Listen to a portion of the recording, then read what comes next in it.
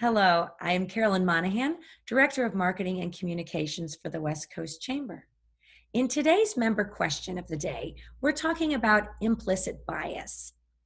And for assistance with those questions, I am joined today by Robyn Afrik, who is the Director for the Ottawa County Office of Diversity, Equity, and Inclusion.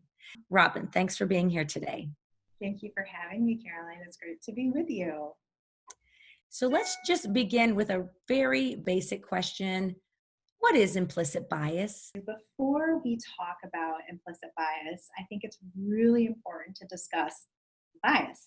I think bias has been traditionally defined as prejudice. Prejudice is an opinion that's not based on reason or actual experiences, and that actually has a way of affecting our judgment on whether we're in favor of, against something. It could be a person, a group, and usually we compare it with something, and it's done in a way that seems unfair. So in the psychology world, I know that there's a lot of multiple kinds of biases that exist. So for example, confirmation bias is one that occurs when a person is performing a duty or maybe looking to actually prove a predetermined assumption. They also have selection bias that has occurred when something is selected subjectively, and actually a lot of organizations in their recruitment process, that has actually shown up in the way that they are doing their talent recruitment. And a third out of the five is information bias, when certain observations occur based on what we call sometimes misclassification of information or an error. So while there's a lot of biases that exist, I think it's really important to know that everybody has a level of it. And the fact is that we use it all the time.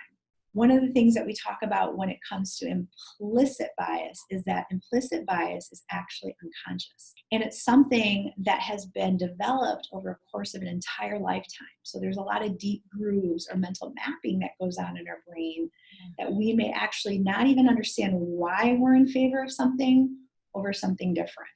So that's kind of a definition of implicit bias. Hopefully some foundational understanding of bias helps, and then understanding implicit is unconscious. How might a company start to identify if they have problems with implicit bias? One of the most effective tools that's available for testing one's own unconscious bias is through the implicit association test. And this was actually created and maintained by Project Implicit. It's a consortium that was made up of different researchers from Harvard, University of Virginia, and University of Washington, ranging from healthcare decisions to operations and even in the criminal justice system. And it's a really great way for you to explore where your own implicit bias is.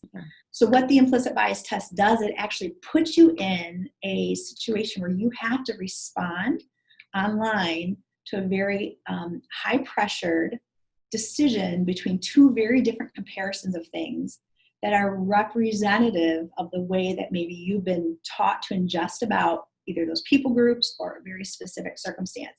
And from that, you are able to pull out some of how your trending decisions are made. And then you can start seeing, whoa, this is very interesting. I didn't know I had this, right?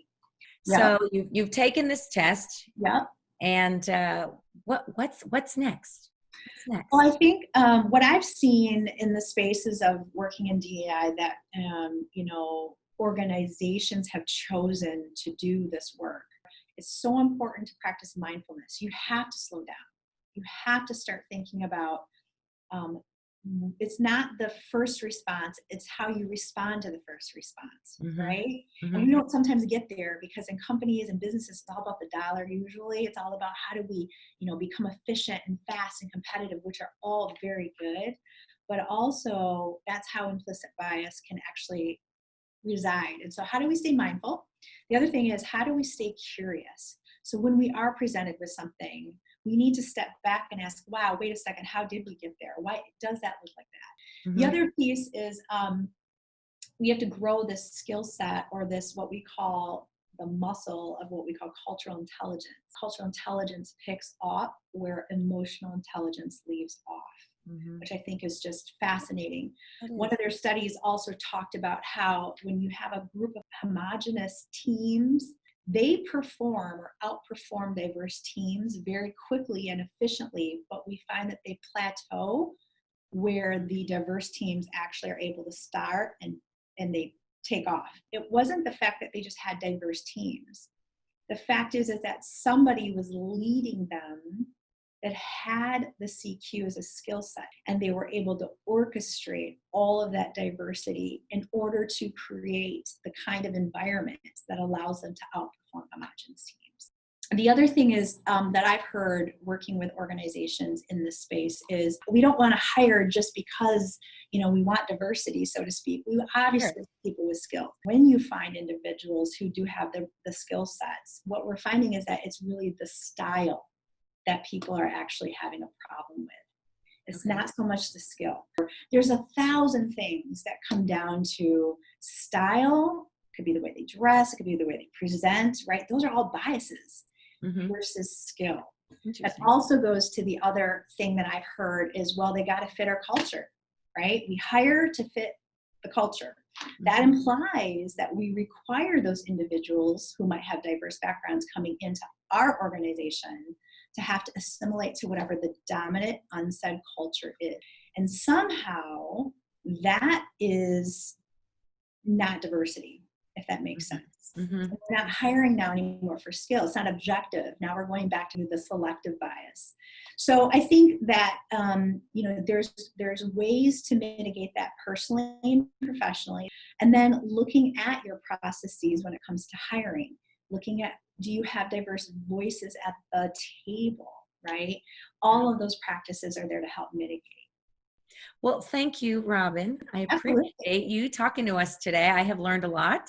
Absolutely. Well, thanks for having me.